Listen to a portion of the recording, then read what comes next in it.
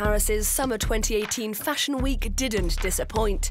If you were looking for romance, humour, celebrity and the odd dash of genius, this was the place to be. And no show dazzled the senses more than Chanel's, which took place as usual at Paris's famed Grand Palais. To the center, please.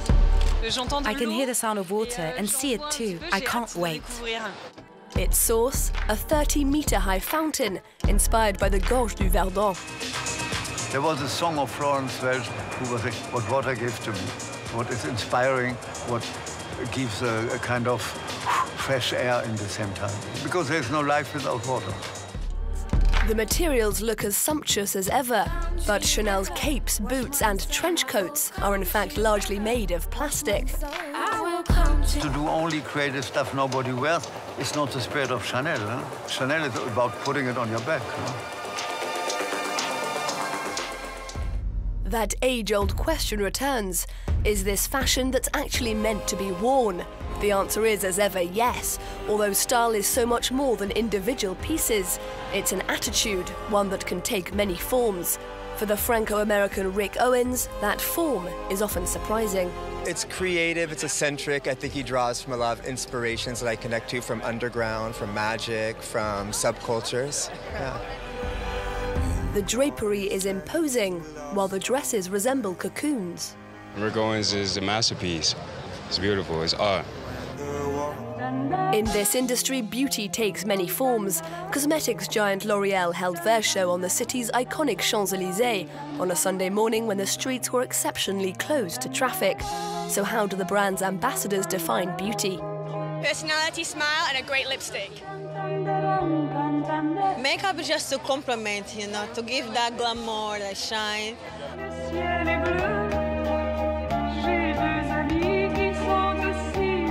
Beauty is, it sounds very cliche, but I think if you feel good and happy and confident, then I think that you are a beautiful person.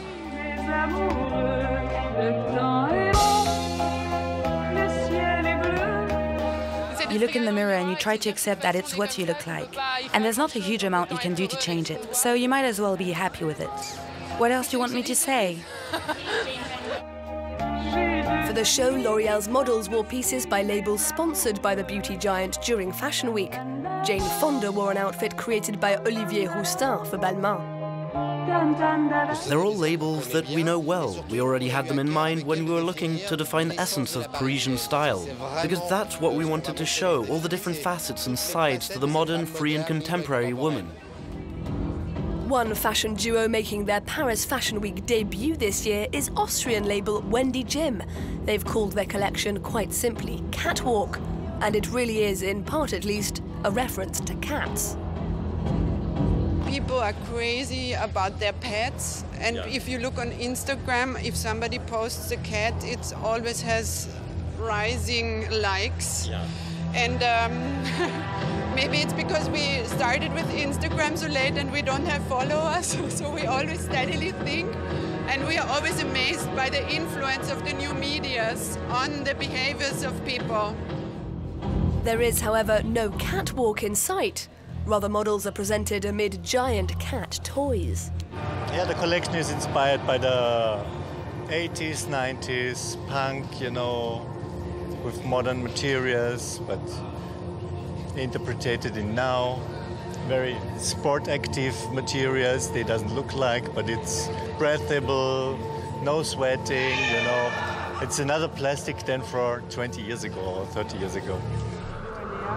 Meanwhile, in the opulent surroundings of Paris's Hôtel de Ville, plastic details are nowhere to be seen. American designer Thom Browne opts instead for romantic organza and delicate tulle, all in the service of his poetic sartorial vision. It was a childhood dream. It was two twins sleeping in bed, and it was my childhood and sophomoric idea of French fashion and couture, and really paying homage to what I think of French fashion and the importance of French fashion. Although he refuses to take it too seriously. You should have too much fun with fashion. Thank you so much. Thank you. Another designer keen to insert some mystery into his work is fashion veteran Yohji Yamamoto. He continues to interrogate the relationship between the body and fabric. I didn't mean sexy, no, not at all. It's very simple. At least I wanted to outfit can swallow the wind. Not forgetting the current zeitgeist. I'm gonna make something for young people, young boy and girl. They mix their clothing. It's time for genders, at least for fashion. And you are a young man. Yohji Yamamoto's clothes are largely composed of two different halves, sometimes symmetrical, often not. A suggestion that perfection is fundamentally unattainable, although that's never stopped designers from trying.